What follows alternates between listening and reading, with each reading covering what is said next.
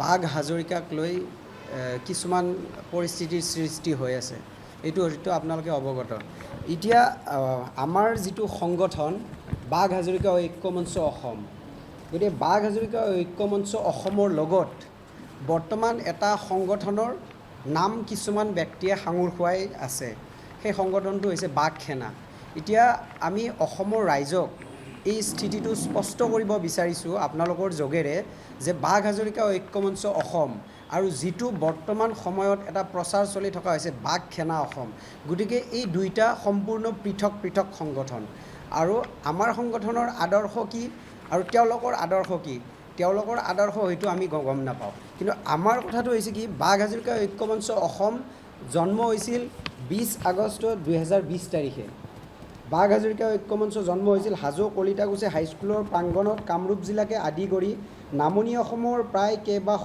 ডেকা যুৱকৰ লগতে জ্যেষ্ঠ নাগৰিকৰ মিলন সমাৰোহ হয় উক্ত সভাত বৰ্তমান কামৰূপ জিলাৰ ঐতিহ্যমণ্ডিত স্থান পুৱামক্কাকে আদি কৰি মাধৱ মন্দিৰৰ দৰে পবিত্ৰ স্থান আছে আৰু সেই ঠাইতে জন্ম হৈছিল বাঘ হাজৰিকা ঐক্য মঞ্চ অসম বাঘ হাজৰিকা ঐক্য মঞ্চ অসমৰ মূল মন্ত্ৰ হৈছে আপোনালোকে চাব পাৰে ঐক্য শান্তি সেৱা এতিয়া ঐক্য আমাৰ মূল মন্ত্ৰৰ প্ৰথমটো হৈছে ঐক্য আমি অসমখনত কেনেদৰে আমি ঐক্যতাৰ এনাজৰীডাল আমি মজবুত কৰি ৰাখিব পাৰোঁ আমাৰ সেইটো হৈছে প্ৰথম আমাৰ মূল মন্ত্ৰ দ্বিতীয়টো হৈছে সেৱা শান্তি আমি অসমখনত সৰ্বধৰ্মৰ মানুহৰ লগত কেনেদৰে শান্তি সম্প্ৰীতি আমাৰ যিটো খাতাম পৰিষীয় যিটো ভাতৃত্ববোধ আমাৰ যিটো সম্প্ৰীতি আমি য'ত হিন্দু মুছলমান সকলোৱে কেনেদৰে আমি মিলা প্ৰীতিৰে আমি শান্তিৰে বসবাস কৰিব পাৰোঁ আমাৰ হৈছে এইটো দ্বিতীয় মূল মন্ত্ৰ আৰু তৃতীয়টো হৈছে সেৱা বাঘ হাজৰিকা ঐক্য মঞ্চ অসমে 2020 চনৰ পৰা সৰ্বধৰ্ম ৰাইজৰ সেৱা কৰি আহিছে হয়তো অসমৰ সংবাদ মাধ্যমত হয়তো বাঘ হাজৰিকা ঐক্য মঞ্চ অসমৰ প্ৰচাৰটো এই কম হ'ব পাৰে তাৰমানে যেতিয়া বাঘ হাজৰিকা ঐক্য মঞ্চ অসম গঠন হৈছিল তাৰে পিছত অসমত আপোনালোকে গম পায় কাঁ আন্দোলনকে আদি কৰি কৰোণা মহামাৰীয়ে প্ৰায় 2 বছৰ মানে আমাৰ যিটো জনজীৱন আমাৰ স্তব্ধ হৈ পৰিছিল প্ৰায় 2.5 বছৰ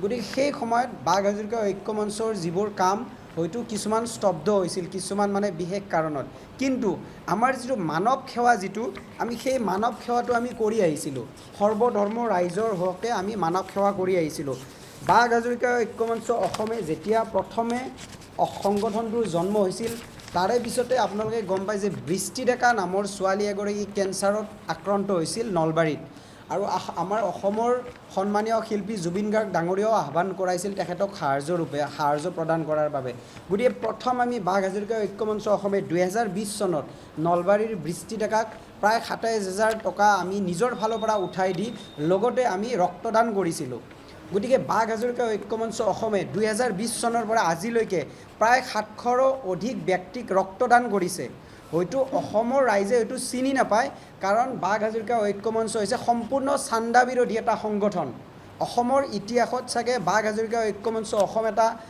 প্ৰথম এনেকুৱা সংগঠন যিটো চান্দা বিৰোধী এতিয়া হয়তো আপোনালোকৰ মনত এটা প্ৰশ্ন আহিব যে চান্দা অবিহনে এটা সংগঠন কেনেকৈ চলিব পাৰে মই হেতুৰ উত্তৰত আপোনালোকক এটাই কথা ক'ম যেনেকৈ আমি ৰাজহুৱাকৈ আমি মন্দিৰ মছজিদ যেনেকৈ আমি বনাব পাৰোঁ আমি কেতিয়াও মন্দিৰ মছজিদ বনোৱাৰ কাৰণে কাকো আমি জোৰ জবৰদস্তি বা আমাৰ দাবী ধমকি দি আমি টকা নুঠাওঁ ঠিক তেনেদৰে বাঘ হাজৰিকা ঐক্য মঞ্চৰ সৈনিকো আজিৰ দিনত অসমত প্ৰায় 5-6 হাজাৰ সৈনিক আছে গতিকে আমাৰ সৈনিকৰ লগতে আমাৰ প্ৰায় 100জনৰো অধিক অধিবক্তা আছে গতিকে আমাৰ ফালৰ পৰা আমি যিবোৰ আমি অনুদান আগবঢ়াওঁ আৰু যিবোৰ আমাৰ সদস্য ভৰ্তি মাচুল সেইবোৰেৰে আমি আমাৰ যিবোৰ আমাৰ দুখীয়া ব্যক্তি যদি ক'ৰবাত যদি বেমাৰ হয় কোনোবা যদি কেঞ্চাৰ ৰোগী থাকে কোনোবা যদি ভাই মেট্ৰিকতে হওক বা হায়াৰ ছেকেণ্ডেৰীত ষ্টেণ্ড কৰিছে সেইবোৰক আমি তাৰ পৰা আমি সাহাৰ্য প্ৰদান কৰোঁ লগতে আমাৰ মূল কাম হৈছে আমি ৰক্তদান কৰোঁ আপোনালোকে যোৱা আজি 3 দিন ধৰি আমি কেইজনমান ব্যক্তিক আমি ৰক্তদান কৰিছোঁ গোলাঘাটৰ অৰুণিমা দত্ত ব্লাড বিচাৰি হাবাথুৰি খাই আছিল GMCHত সেই গোলাঘাটৰ অৰুণিমা দত্তক বাঘ হাজৰিকা ঐক্য মঞ্চৰ সৈনিক 3জনে ব্লাড ডনেট কৰিছে তাৰপিছত আপোনাৰ যোৱাকালি এজন আমাৰ শিশু এজন হৰ্ষ শইকীয়া তেখেতক আমাৰ যোৰহাটৰ যিটো জিলা কমিটি তেখেতক ৰক্তদান কৰিছে গতিকে বাঘ হাজৰিকা ঐক্য মঞ্চৰ কাম ৰাজপথত ধৰ্মীয় শ্লোগানেৰে উদ্ভণ্ডালি কৰা নহয়, এইটো স্পষ্ট কথা। বাঘ হাজৰিকা ঐক্য মঞ্চৰ কাম হৈছে সমাজত ঐক্য, শান্তি আৰু সেৱাৰে মূল মন্ত্ৰ আগত লৈ আমি অসমখনক কেনেদৰে আমি সাতামপুৰুষীয়া ভাতৃত্ববোধ আমি বজাই ৰাখিব পাৰোঁ। অসমখনৰ বৰ্তমান যিটো অৰাজকতাৰ সৃষ্টি হৈছে, কিছুমান সংগঠনে চান্দা উঠোৱাৰ নামত উদ্ভণ্ডালি কৰিছে, সেইসকলৰ বিৰুদ্ধে আইনীভাৱে যুঁজ দিব বাঘ হাজৰিকা ঐক্য মঞ্চ অসমে। আৰু বাঘ হাজৰিকা ঐক্য মঞ্চ অসমৰ সংবিধান বিৰোধী। যদিহে কোনোবা বাঘ হাজৰিকা ঐক্য মঞ্চৰ সংগঠনে কেতিয়াবা ক'ৰবাত চান্দা উঠায়, তাৰ বিৰুদ্ধে ব্যৱস্থা ল'ব বাঘ হাজৰিকা ঐক্য মঞ্চ অসমে। গতিকে বৰ্তমান সময়ত আমাৰ যিটো বাঘ হাজৰিকা ঐক্য মঞ্চ অসমৰ যিটো নীতি আৰু আদৰ্শ, সেই নীতি আৰু আদৰ্শক কিছুমানে ভৰিৰে মোহাৰি পেলাবৰ চেষ্টা কৰি আছে, যাৰ বাবে আমি আজি সংবাদ মাধ্যমৰ যোগেৰে স্থিতিটো স্পষ্ট কৰিব বিচাৰিছোঁ। 2020 চনত জন্ম হোৱা সংগঠন এটাই হয়তো আজিলৈ এটা অসমত এটা এনেকুৱা এটা ৰেকৰ্ড যে এই সংগঠনটোৰ নেতাই আজিলৈকে 5 বছৰ অতিক্ৰম কৰিলে আজিলৈকে ক'তো কোনো এজন সংগঠনৰ নেতাই চান্দা উঠোৱা ৰেকৰ্ড নাই আজিলৈকে। কিন্তু আমাৰ ৰেকৰ্ড আছে, আমি 700-800 ব্যক্তিক আমি ৰক্তদান কৰিছোঁ। আমাৰ ৰেকৰ্ড আছে, আজি প্ৰায় 100 গৰাকীও আমি কেঞ্চাৰ ৰোগীক আমি আমাৰ ফালৰ পৰা আমি সাহায্য প্ৰদান কৰিছোঁ। আমাৰ ৰেকৰ্ড আছে, আমাৰ যিবোৰ ক্ৰীড়া ক্ষেত্ৰত কিছুমানে সক্ষম হ'বলৈ, আমাৰ অসমৰ নাম উজ্বলিবলৈ সক্ষম হৈছে, সেইবোৰক আমি সম্বৰ্ধনা জ্ঞাপন কৰিছোঁ। হয়তো সেইকাৰণে হয়তো অসমৰ ৰাইজে হয়তো চিনি নাপায়, হয়তো অসমৰ ৰাইজে চিনি পালেহেঁতেন যদিহে কোনোবা সংগঠনৰ দৰে আমাৰো সংগঠনৰ কোনোবা নেতাই যদি চান্দা উঠোৱাৰ নামত ক'ৰবাত যদি দাবী ধমকি দিলে হয়, আপোনালোকৰ সংবাদ মাধ্যমৰ যদি শিৰোনাম দখল কৰিলে হয়, তেতিয়া হয়তো সংবাদ মাধ্যমৰ আগত প্ৰচাৰ হ'লহেঁতেন, তেতিয়া হয়তো চিনি পালে হয়। কিন্তু আমি কৰি আছোঁ আমাৰ অসমখনত যিটো আমাৰ সাতামপুৰুষীয়া যিটো ভাতৃত্ববোধ, সেই ভাতৃত্ববোধটো আমি কেনেদৰে আমি ৰক্ষা কৰিব পাৰোঁ, আমাৰ কাম হৈছে সেইটো। এতিয়া হয়তো আপোনালোকৰ মনত আৰু এটা প্ৰশ্ন আহিব পাৰে যে বাঘ হাজৰিকা ঐক্য মঞ্চ, এতিয়া ঐক্য মঞ্চটো আমি নাম দিছোঁ যে আমাৰ যিবোৰ আমাৰ অসমীয়া ধৰি লওক মুছলমানৰ ক্ষেত্ৰতে বিভিন্ন ধৰণৰ আমাৰ জনগোষ্ঠী আছে, যেনেকৈ গৰীয়া, মৰীয়া, দেশী, জলহা, মাইমল, তো সেইবিলাকক আমি একলগ কৰাৰ কাৰণে আমি অসমীয়া হিচাপে কোনো আমি ধৰ্মীয় শ্লোগানেৰে নহয়, আমি অসমীয়া হিচাপে অসমখনক, শংকৰাজনৰ দেশখনক আমি কেনেদৰে আমাৰ সেই আগৰ দিনলৈ আমি উভতিব পাৰোঁ। যেনেকৈ আগতে আমাৰ এই যিটো বৰ্তমান পৰিস্থিতি, যিটো কিছুমানে ধৰ্মীয় অনুভূতিক কিছুমানে আঘাত হানাৰ চেষ্টা কৰে, সেই অপশক্তিবোৰক ৰোধ কৰাৰ কাৰণে বাঘ হাজৰিকা ঐক্য মঞ্চ অসমৰ জন্ম হৈছে। বাঘ হাজৰিকা ঐক্য মঞ্চ অসমে কেতিয়াও ক'তো কোনো ঠাইত উদ্ভণ্ডালি কৰা আজিলৈকে পৰিলক্ষিত হোৱা দেখা নাই। গতিকে বৰ্তমান সময়ত আপোনালোকে গম পায় যে আমাক সামাজিক মাধ্যমত কিছুমানে আমাক কৈ আছে যে বাঘ হাজৰিকা ঐক্য মঞ্চ আৰু বাঘ সেনা এটাই নেকি। গতিকে আমি আজি আপোনালোকৰ মাধ্যমেৰে এইটো স্থিতিটো স্পষ্ট কৰি দিব বিচাৰিছোঁ যে বাঘ হাজৰিকা ঐক্য মঞ্চ অসম হৈছে 2020 চনত জন্ম হোৱা এটা সংগঠন, আৰু এই সংগঠনৰ মূল উদ্দেশ্য হৈছে অসমৰ সাতামপুৰুষীয়া ভাতৃত্ববোধ ৰক্ষা কৰাৰ লগতে যিহেতুকে শৰাইঘাটৰ ৰণত আমি যিহেতুকে পঢ়ি আহিছোঁ, শৰাইঘাটৰ ৰণত যিহেতুকে বীৰ লাচিত বৰফুকনৰ লগত আমাৰ বাঘ হাজৰিকা উৰ্ফে ইছমাইল ছিদ্দিকীৰ নামটো সাঙুৰ খাই আছে। গতিকে তেখেতো এজন যোদ্ধা আছিল, কিন্তু তেখেত কোনো মুছলমান নাছিল। তেখেতৰ নাম যদিও ইছমাইল ছিদ্দিকী, তেখেত এজন অসমীয়া মুছলমান হৈ তেখেতে অসমীয়া হৈ কেনে মোগলৰ বিৰুদ্ধে যুঁজ দিছিল, এজন অসমীয়া হৈ কেনে। গতিকে আমি বিচাৰোঁ হয়তো তেতিয়া যদি হয়তো তেখেতে মুছলমান হিচাপে যদি যুঁজ দিলেহেঁতেন, তেতিয়া হয়তো আজিৰ দিনটো হয়তো আমাৰ সেই ভাতৃত্ববোধটো হয়তো নাথাকিলে হয়। গতিকে আমি এটা কথাই আমি ক'ব বিচাৰিছোঁ যে যিহেতুকে শৰাইঘাটৰ ৰণত আমাৰ শ্ৰদ্ধাৰ বীৰ পুৰুষগৰাকী, যিগৰাকী বীৰ লাচিত বৰফুকন, তেখেতৰ লগত যিহেতুকে সহকাৰী যোদ্ধা হিচাপে বাঘ হাজৰিকা আছিল বুলি ইতিমধ্যে আমি পঢ়ি আহিছোঁ। গতিকে তেনেকুৱা ক্ষেত্ৰত বাঘ হাজৰিকাৰ অস্তিত্ব ৰক্ষাৰ ক্ষেত্ৰত বাঘ হাজৰিকাৰ আদৰ্শ আৰু নীতিৰে আমি অসমত শান্তি প্ৰতিষ্ঠা কৰাৰ ক্ষেত্ৰত সৰ্বধৰ্ম ৰাইজৰ লগত আগবাঢ়ি আমি সৰ্বধৰ্ম ৰাইজৰ সেৱা আগবঢ়োৱাৰ কাৰণে বাঘ হাজৰিকা ঐক্য মঞ্চ অসমৰ জন্ম হৈছিল। গতিকে এইখিনি আপোনালোকক মই আৰু কেইটামান কথা মই আপোনালোকক অৱগত কৰিব বিচাৰিছোঁ।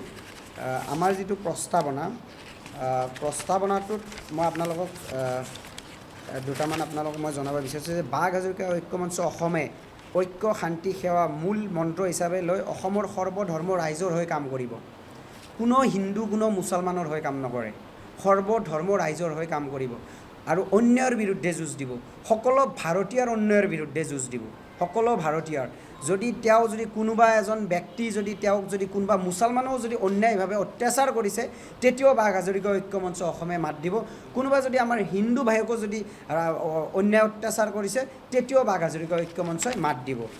আৰু অসমৰ সকলো জাতি বৰ্ণ ধৰ্মৰ মানুহৰ সৈতে একতাৰ এনাজৰীডাল মজবুত কৰি ৰাখিব বুলি অসমৰ ৰাইজৰ ওচৰত বাঘ হাজৰিকা অসম সদায় দায়বদ্ধ। এইটো হৈছে আমাৰ প্ৰস্তাৱনাৰ প্ৰথম মূল মন্ত্ৰ ঐক্য। এতিয়া আহিল শান্তি। বাঘ হাজৰিকা ঐক্য মঞ্চ অসমৰ উদ্দেশ্য অসমত ভাতৃত্ববোধেৰে শংকৰাজানৰ আদৰ্শৰে শান্তি সম্প্ৰীতি বজাই ৰখা। তৃতীয়টো হৈছে সেৱা। অসমৰ সৰ্বধৰ্ম ৰাইজৰ হৈ সেৱা আগবঢ়াই যাব বাঘ হাজৰিকা ঐক্য মঞ্চ অসমে। যেনেকৈ শিক্ষাৰ ক্ষেত্ৰত, যেনেকৈ দুখীয়া দৰিদ্ৰ ৰাইজক শুশ্ৰূষাৰ ক্ষেত্ৰত, যেনেকৈ উপেক্ষিত ৰাইজক সেৱাৰ ক্ষেত্ৰত সৰ্বধৰ্ম ৰাইজৰ হৈ ৰক্তদানৰ দৰে মহান কামেৰে আগবাঢ়ি যাব বুলি সদায় প্ৰতিশ্ৰুতিবদ্ধ বাঘ হাজৰিকা ঐক্য মঞ্চ অসম। বাঘ হাজৰিকা ঐক্য মঞ্চ অসমৰ বিভিন্ন ব্যক্তিসকলে আমাক সোধে যে আমাৰ লক্ষ্য আৰু উদ্দেশ্য কি। গতিকে আপোনালোকৰ সংবাদ মাধ্যমৰ যোগেৰে আমাৰ লক্ষ্য আৰু উদ্দেশ্যখিনি আপোনালোকক অৱগত কৰাব বিচাৰিছোঁ। বাঘ হাজৰিকা ঐক্য মঞ্চৰ অসমৰ লক্ষ্য আৰু উদ্দেশ্য: বাঘ হাজৰিকা ঐক্য মঞ্চ অসমে সদায় অসমৰ সৰ্বধৰ্ম ৰাইজৰ হৈ কাম কৰি যাব। অসমৰ বিভিন্ন ভাষা ধৰ্ম জাতি বৰ্ণৰ মানুহৰ অন্যায়ৰ বিৰুদ্ধে মাত দি যাব বাঘ হাজৰিকা ঐক্য মঞ্চ অসমে। বাঘ হাজৰিকা ঐক্য মঞ্চ অসমে অসমৰ দুখীয়া দৰিদ্ৰ ছাত্ৰ ছাত্ৰীৰ পঢ়াৰ ক্ষেত্ৰত সুবিধা আগবঢ়াব। বাঘ হাজৰিকা ঐক্য মঞ্চ অসমে অসমত চলি থকা ব্যাধি যেনে বাল্যবিবাহ, ড্ৰাগছ, জুৱা আদি অসামাজিক কাৰ্যকলাপৰ বিৰুদ্ধে সদায় যুঁজ দি যাব। বাঘ হাজৰিকা ঐক্য মঞ্চ অসমে বাঘ হাজৰিকাৰ বিৰুদ্ধে কোনো ব্যক্তি বিশেষেই হওক বা ৰাজনৈতিক নেতাই হওক কটু মন্তব্য কৰি অপমানিত কৰিলে সদায় আইনীভাৱে যুঁজ দি যাব। বাঘ হাজৰিকা ঐক্য মঞ্চ অসমে অসমৰ উপেক্ষিত খিলঞ্জীয়া মুছলমানৰ লগতে অসমৰ সকলো অসমীয়াৰ অন্যায়ৰ বিৰুদ্ধে মাত মাতি যাব। বাঘ হাজৰিকা ঐক্য মঞ্চ অসমে অসমৰ সৰ্বধৰ্ম ৰাইজৰ হৈ অন্যায়ৰ বিৰুদ্ধে মাত দি যোৱাৰ লগতে দৰকাৰ হ'লে আইনীভাৱে যুঁজ দি যাব। বাঘ হাজৰিকা ঐক্য মঞ্চ অসমে বীৰ পুৰুষগৰাকীৰ বুৰঞ্জীৰ সমলবোৰ সংগ্ৰহ কৰি ৰাইজৰ মাজত গ্ৰন্থ আকাৰে প্ৰকাশ কৰি অসমৰ ৰাইজৰ ওচৰত বিস্তৃতভাৱে নৱপ্ৰজন্মৰ ওচৰত প্ৰকাশ কৰিব। বাঘ হাজৰিকা ঐক্য মঞ্চ অসমৰ সৈনিকৰ বিপদৰ লগতে যদি কোনোবা দুখীয়া দৰিদ্ৰ ৰাইজৰ কোনোবাই বিপদত পৰে তেন্তে আইনীভাৱে সহায় কৰিব। গতিকে এনেকুৱা ধৰণৰ আদৰ্শৰে বাঘ হাজৰিকা ঐক্য মঞ্চ অসমৰ জন্ম হৈছিল 2020 চনত। গতিকে তেতিয়াৰ পৰা বাঘ হাজৰিকা ঐক্য মঞ্চ অসমে বিভিন্ন বানপীড়িত ৰাইজকে হওক, আজি আমাৰ গোলাঘাট জিলা সমিতিয়ে বৰ্তমান গোলাঘাটৰ যিবোৰ বানপীড়িত ৰাইজ, আমি ইয়াতে সংবাদমেল সম্বোধন কৰি আছোঁ। কিছুমান সংগঠনৰ নেতা হয়তো ৰাজপথত হয়তো উদ্ভণ্ডালি কৰি আছে, কিছুমানে বা চান্দা উঠোৱাত ব্যস্ত, কিন্তু বাঘ হাজৰিকা ঐক্য মঞ্চ অসমৰ সৈনিকসকলে বৰ্তমান গোলাঘাটৰ জিলাৰ যিবোৰ বানপীড়িত ৰাইজ, আজি তেখেতসকলে বান সাহাৰ্য প্ৰদান কৰি আছে। ইতিমধ্যে বাঘ হাজৰিকা ঐক্য মঞ্চ অসমৰ যোৱা 13 তাৰিখে যোৰহাটত জিলা সমিতি গঠন হ'ল, 14 তাৰিখে শিৱসাগৰত জিলা সমিতি গঠন হ'ল। আমাৰ শিৱসাগৰৰ জিলা সমিতিৰ বিষয়ববীয়া ইতিমধ্যে উপস্থিত আছে, আমাৰ কামৰূপ মহানগৰৰ বিষয়ববীয়া আছে। গতিকে বৰ্তমানলৈকে বাঘ হাজৰিকা ঐক্য মঞ্চ এতিয়ালৈকে 10খন জিলাত জিলা সমিতি গঠন কৰিবলৈ সক্ষম হৈছে আৰু লগতে অসমত এতিয়া বৰ্তমানলৈকে প্ৰায় 27খন আঞ্চলিক গঠন কৰিবলৈ সক্ষম হৈছে আৰু লগতে প্ৰায় 55খন শাখা কমিটি গঠন কৰিবলৈ সক্ষম হৈছে। কিন্তু আমি কেতিয়াও এই যিবোৰ ধৰ্মীয় শ্লোগানেৰে আমি উদ্ভণ্ডালি কৰিব নিবিচাৰোঁ। বাঘ হাজৰিকা ঐক্য মঞ্চ অসমৰ আৰম্ভণি সদায় জয় অসমেৰে হ'ব আৰু শেষো সদায় জয় অসমৰে হ'ব। কাৰণ আমি সদায় অসমীয়া হিচাপে আগবাঢ়িব বিচাৰোঁ। আমি সেইবোৰ অপশক্তিক আমি ৰোধ কৰিব বিচাৰোঁ, যিবোৰ অপশক্তিয়ে যিবোৰ সাম্প্ৰদায়িক শক্তিয়ে আমাৰ মাজত সাম্প্ৰদায়িক বিষবাষ্প বিয়পাৰ চেষ্টা কৰি আমাৰ যি সাম্প্ৰদায়িক যিবোৰ সংঘৰ্ষ লগোৱাৰ চেষ্টা কৰিব বিচাৰিছে সেই অপশক্তিবোৰক বাঘ হাজৰিকা ঐক্য মঞ্চ অসমে সদায় ন্যায়িক যুঁজেৰে সেইবোৰক দমন কৰিব।